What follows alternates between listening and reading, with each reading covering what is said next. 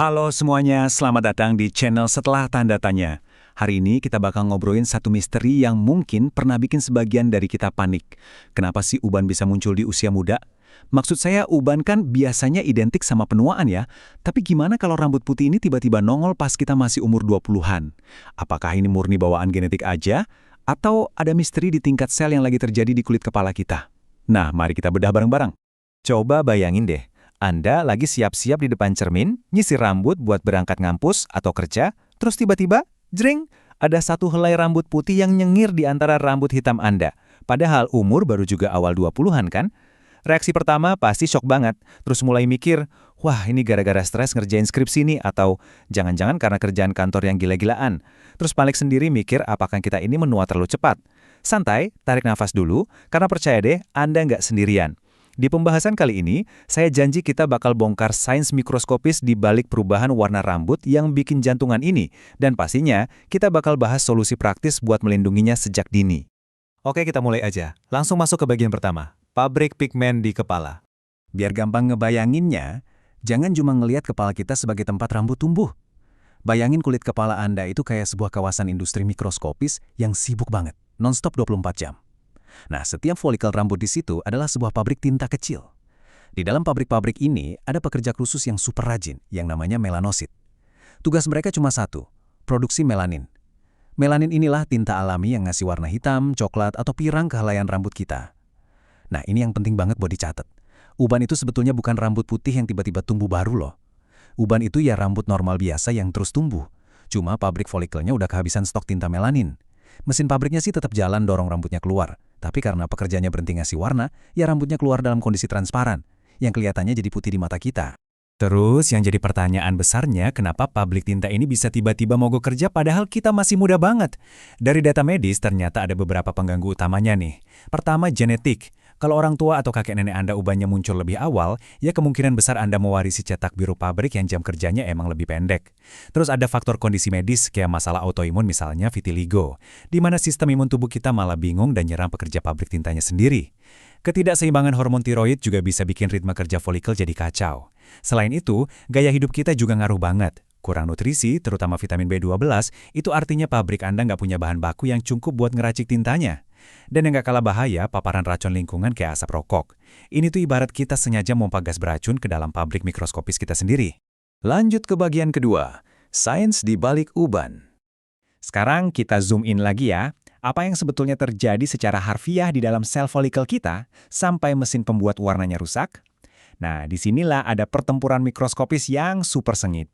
Ini adalah perang antara stres oksidatif melawan sistem pertahanan antioksidan tubuh. Mari kita kenalan sama dua kubu yang lagi tempur ini. Di satu sisi kita punya malondialdehid atau sebut aja MDA. Biar gampang bayangin MDA ini sebagai karat atau gerombolan perusak yang nyerang pabrik tinta kita. Mereka ini terbentuk dari radikal bebas yang brutal ngerusak dinding sel. Di sisi sebaliknya kita punya sang pahlawan, superoxide dismutase atau SOD. SOD ini ibarat pasukan satpam elit yang tangguh banget. Sebagai enzim antioksidan, tugas utama mereka adalah patroli keliling pabrik, nangkep para perusak MDA tadi, dan mastiin mesin pembuat tinta tetap aman dan jalan maksimal. Nah, yang benar-benar menarik dari data klinis yang satu ini adalah, coba kita perhatikan grafiknya. Data ini diambil dari studi klinis terbaru di jurnal Neuroquantology yang meneliti ratusan anak muda. Di situ kelihatan jelas banget kalau kelompok anak muda yang udah beruban itu punya kadar MDA, si gerombolan perusak tadi, yang jauh lebih tinggi di tubuh mereka dibandingkan sama yang rambutnya masih hitam normal. Rata-rata kadar MDA mereka nyentuh angka 3,16, sementara yang rambutnya normal cuma di 1,86. Kebayang nggak tuh, pabrik folikel mereka benar-benar lagi dipenuhi karat dan para perusak yang lagi ngamuk tanpa kendali. Dan ini mengilustrasikan dengan sangat brilian apa yang lagi terjadi sama sistem pertahanan mereka di saat yang bersamaan. Di kelompok anak muda yang udah ubanan tadi, kadar SOD alias pasukan satpam penjaga selnya ternyata anjlok drastis. Kadarnya cuma sekitar 77. Padahal, kelompok yang sehat dan belum beruban punya pasukan satpam yang jauh lebih siap sedia. Angkanya nyampe 140, artinya fatal banget nih. Pabrik tinta mereka kekurangan penjaga buat ngadepin serangan oksidatif yang datang bertubi-tubi. Karena kalah jumlah, pabriknya karatan, mesinnya hancur, dan akhirnya folikelnya nyerah, berhenti deproduksi tinta melaninnya. Terus kira-kira kebiasaan apa sih yang secara instan masukin ribuan perusak ekstra ke tubuh, tapi sekaligus ngelumpuhin para satpam SOD tadi? Jawabannya, merokok. Data medis nunjukin fakta yang cukup bikin merinding. Perokok ternyata punya risiko 2,5 kali lipat lebih tinggi buat ubanan sebelum umur 30 tahun. Senyawa beracun dari sebatang rokok itu nggak cuma ngelepasin radikal bebas dalam jumlah gila-gilaan, tapi juga aktif meracuni lingkungan sel kita. Pasukan antioksidan Anda benar-benar dibikin kewalahan nahan gempuran racun ini, yang ujung-ujungnya bikin pabrik melanin Anda gulung tikar jauh sebelum waktunya. Bagian ketiga, mitos mencabut uban. Setelah paham soal sainsnya, sekarang kita bahas mitos yang kayaknya udah jadi rahasia umum banget nih soal nangani uban pertama yang muncul. Saya yakin banget Anda pernah dengar omongan ini, entah dari ibu, tante, atau nenek pas Anda lagi pegang pinset. Jangan dicabut, cabut satu uban, nanti malah tumbuh 10, pernah kan? Nah, hari ini kita lurusin fakta medisnya. Itu murni 100% mitos. Kayak yang udah kita bahas tadi, setiap helai rambut itu tumbuh dari satu pabrik folikel yang terisolasi. Jadi, kalau Anda nyabut sehelai rambut dari folikel yang emang udah habis tintanya, folikel itu nggak punya kekuatan magis buat ngirim SMS ke 10 pabrik tetangganya buat ikutan mogok kerja. Rambut baru yang nanti tumbuh di titik itu ya emang bakal tetap putih, tapi jumlah uban Anda nggak bakal tiba-tiba berlipat ganda cuma karena dicabut. Jadi, poin krusialnya di sini adalah, walaupun uban gak bakal bertambah banyak secara magis, nyabut uban itu tetap dilarang keras secara medis. Kenapa? Karena bahaya aslinya justru lebih seram. Kalau Anda terus-terusan narik rambut dari tempat yang sama secara paksa, Anda itu lagi bikin trauma jaringan mikroskopis di dalamnya.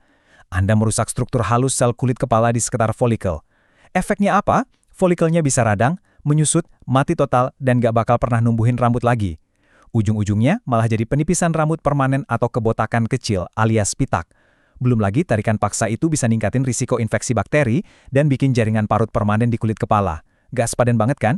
Bagian keempat, solusi pencegahan uban dini. Daripada nyabut rambut terus ngambil resiko ngerusak folikel seumur hidup, mending kita bahas solusinya. Gimana sih cara ngerawatnya? Di sini kita harus mulai proaktif melindungi pabrik-pabrik rambut kita. Langkah pertama yang paling penting, kita harus rekrut lebih banyak satpam SOD. Gimana caranya?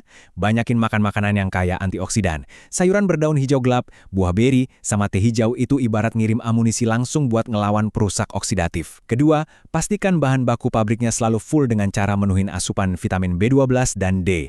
Bisa dari daging, telur, ikan, atau suplemen kalau perlu.